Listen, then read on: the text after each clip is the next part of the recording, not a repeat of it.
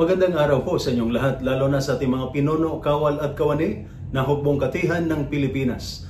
Ako po si Father Dion, ang Post-Catholic Chaplain ng Headquarters and Headquarters Support Group, Philippine Army. At ito po ang salita ng Diyos, ang ating gabay.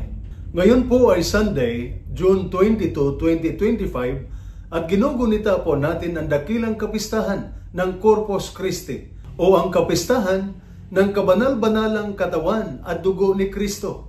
Ang dakilang kapistahan ng Corpus Christi ay hindi lamang simpleng ritual. Ito ang ating pinanggagalingan ng lakas, paghilom at tibay ng loob. Lalo na para sa ating mga sundalo na araw-araw nagsasakripisyo. At ang pagdiriwang na ito ay nagpapaalala sa atin ng tatlong mahalagang bagay. Una, ito ay nagpapaalala sa atin na ang Eucharistia ay tunay na katawan at dugo ni Kristo. Sa Ebanghelyo ni San Mateo, chapter 26, verses 26 to 28, sa huling hapunan, nang dumampot si Jesus ng tinapay, nagpasalamat sa Diyos, pinaghati-hati niya ito, at iniabot sa kanyang mga alagad, kanyang sinabi, "Tanggapin ninyo ito at kanin. Ito ang aking katawan." Hindi po sinabi ni Jesus na ang tinapay na ito ay nagre-represent ng aking katawan o ang tinapay na ito ay ang simbolo ng aking katawan, kundi malinaw na sinabi ni Jesus, ang tinapay na ito ay ang aking katawan.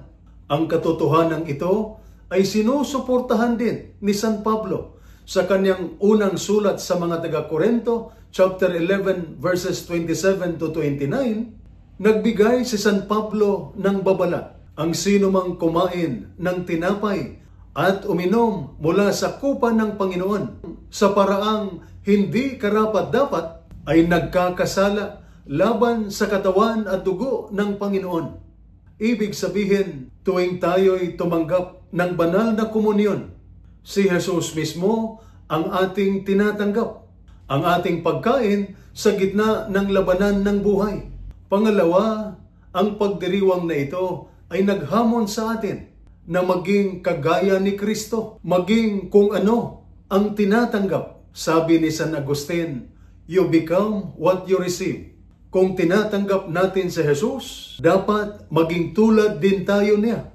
Mapagpatawad kahit nasaktan, matapat kahit walang nakatingin o nakakakita, may malasakit kahit pagod. Hindi sapat ang tumanggap. Dapat ito'y makita sa ating pag-uugali, pagsasalita, at pagtrato sa kapwa-tao. Ang Eucharistia ay dapat nagpapalakas ng ating konsensya, dangal, at malasakit. Pangatlo, ito'y nag-aanyaya sa atin na maging handang mabasag o broken at maialay o maibahagi. Tuwing pagdiriwang ng banal na misa, naririnig natin, ito ang aking katawan na inihahandog para sa inyo. Ganyan ang pagmamahal ni Jesus. Nagpabasag siya. He allowed himself to be broken para sa ating kabutihan. Ganito rin ang tawag sa atin. Ang magulang na nagtatrabaho, nag-aalaga at nagsasakripisyo para sa pamilya, yan ay buhay na Eucharistia. Ang sundalong nananatili sa kanyang pwesto kahit malayo sa pamilya, iyan ay buhay na alay. Sa ating ebanghelyo ngayong araw, sinabi ng mga alagad kay Jesus, 5 lang na tinapay at 2 isda ang mayroon kami.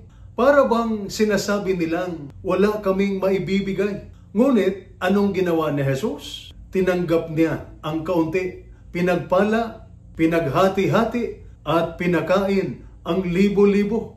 Minsan, ganyan din tayo. Madalas nating sinasabing, hindi ako makatulong, hindi ako makabahagi, dahil hindi ako mayaman. Wala akong oras, wala akong kakayahan. Ngunit, may maibibigay ka. Ngiti, panalangin, pagkikinig, tulong sa kapwa. Kaya simulan mo kung anong mayroon ka. Hindi hinihingi ng Diyos ang wala ka. Hinihiling niya lang ang taos-pusong pagbibigay ng kung ano ang mayroon ka. Kaunting oras mo, kaunting lakas mo, kaunting tapang mo at ang Diyos na ang bahalang magparami. Kaya sa gitna ng banta ng gera, sakuna at personal na pagsubok, ang Eukaristiya ang ating pag-asa. Nasa piling natin si Kristo. Sa bawat pagtanggap natin sa komunyon, dala natin ang presensya niya sa ating puso. Siya ang ating lakas, kapanatagan at sandigan. Ngayong tayo'y lalapit sa altar, tandaan natin, hindi lang tinapay ang ating tinatanggap, kundi si Jesus mismo. Hayaan nating baguhin niya tayo. Hayaan nating gamitin niya tayo. At naway ang buhay mo ay maging buhay na Eukaristiya. Isang buhay na basag at iniaalay para sa iba.